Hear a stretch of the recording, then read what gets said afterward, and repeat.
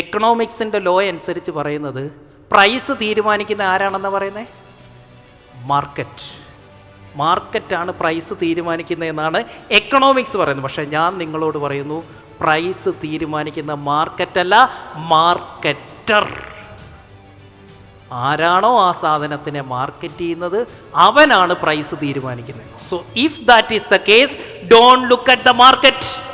ദാരിദ്ര്യത്തിലേക്കുള്ള ഏറ്റവും മികച്ച പ്രൈസിങ് സ്ട്രാറ്റജിയാണ് അപ്പുറത്തെ കടക്കാരൻ്റെ വില നോക്കി നമ്മുടെ വില തീരുമാനിക്കുന്നത്. നമ്മുടെ കടയുടെ താക്കോല് കൊടുക്കത്തില്ലെങ്കിൽ, നമ്മുടെ അക്കൗണ്ട്സിൻ്റെ ഡീറ്റെയിൽസ് കൊടുക്കത്തില്ലെങ്കിൽ, നമ്മുടെ സ്റ്റാഫിനെ എടുക്കാൻ അവനോട് പറയത്തില്ലെങ്കിൽ, പിന്നെ എന്തിന് നമ്മുടെ പ്രൊഡക്റ്റിൻ്റെ വില മാത്രം അവനോട് ചോദിക്കുന്നു? Because you don't know how to set your offer. നിങ്ങളുടെ വിലയിടാൻ നിങ്ങൾക്കറിയില്ല. അതുകൊണ്ട് എപ്പോഴും സെല്ല് ചെയ്യുമ്പോൾ ശ്രദ്ധിച്ചോണം, വില ആദ്യമേ അങ്ങ് പറഞ്ഞേക്കണം. വില ആദ്യമേ പറഞ്ഞ ഏറ്റവും വലിയ ഒബ്ജക്ഷൻ കഴിഞ്ഞില്ലേ?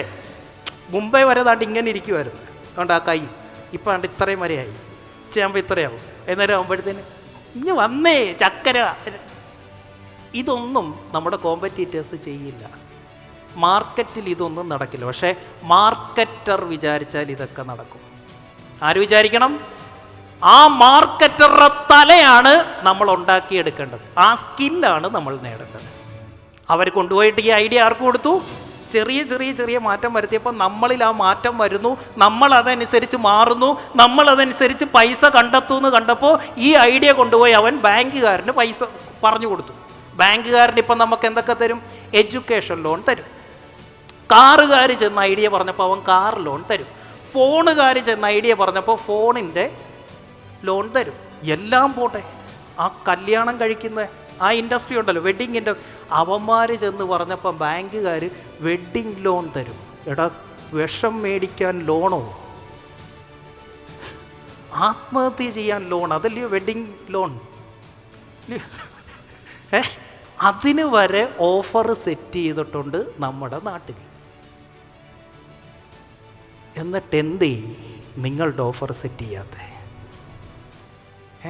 നമ്മൾ ഈ ഓഫറിൻ്റെ അകത്ത് ആ ഡെയിലി എന്താ ഈ കൈ കാശില്ലാത്ത? എല്ലാം ചിലവായി പോവുക. ചിലവ് കൂടി കൂടി കൂടി വരിക. അതനുസരിച്ച് വരുമാനം കൂട്ടാൻ പറ്റുന്നില്ല. വൈ?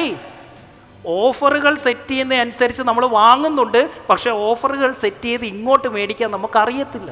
ഇന്നത്തെ ട്രെയിനിങ്ങിന് ശേഷം എവിടെ ഒരു ഓഫർ കണ്ടാലും നിങ്ങളുടെ തലയിൽ മനസ്സിലായി ഇതെന്തുവാണെന്ന് മനസ്സിലായി എന്ന് തോന്നിയിരിക്കും. ആ തോന്നൽ എന്താക്കി മാറ്റണം? എൻ്റെ ഇൻഡസ്ട്രിയിൽ, എൻ്റെ കടയ്ക്കകത്ത് ഇതെങ്ങനെ നടപ്പാക്കാൻ പറ്റും എന്ന് കണക്റ്റ് ചെയ്യുന്നിടത്താണ് നിങ്ങളുടെ സക്സസ്.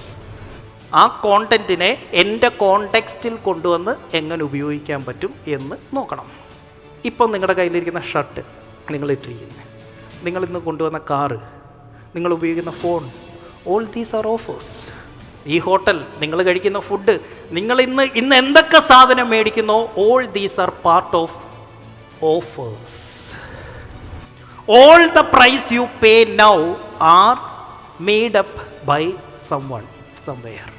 ആരോ എവിടെയോ ഇരുന്ന് ഉണ്ടാക്കിയതാണ് ഈ ഓഫറുകൾ എല്ലാം.